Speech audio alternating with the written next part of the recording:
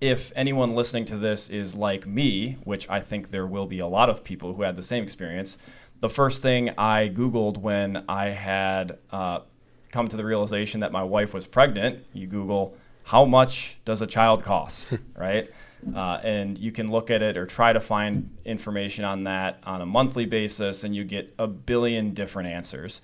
And I think that part of that being so opaque, and also part of me just being incredibly OCD and detail oriented, my wife and I tracked meticulously for the first 9.5 months of our child's life everything he did, from how many diapers he had on a daily basis, how much he ate, when he went to the pediatrician, his height, his weight, all these different things. So part of the reason I wanted to do that was because then you can start to back into how much does a baby actually cost on a monthly basis, at least for the first 9.5 months of their life.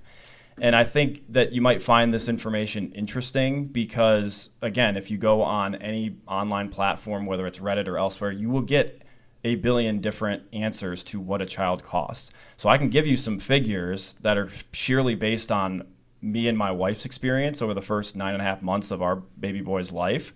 And these are going to be excluding childcare, because childcare, if you are tapping into some external source for childcare, it will be by far and away the most meaningful expense.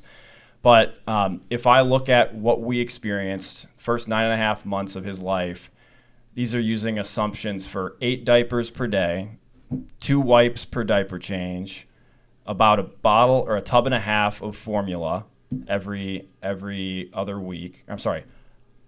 About a tub every week of formula, a couple of pediatrician visits, and then some, call it $100 worth of miscellaneous expenses, whether that's clothes, toys, whatever. And so without any childcare expenses, what we arrived at, based on our data, was about $430 per month. So for a newborn child, I think this number is fairly accurate. What it doesn't take into account is the fact that you're probably going out less. You're probably going out to eat less, going out to the bar less, just doing other things less than you would before.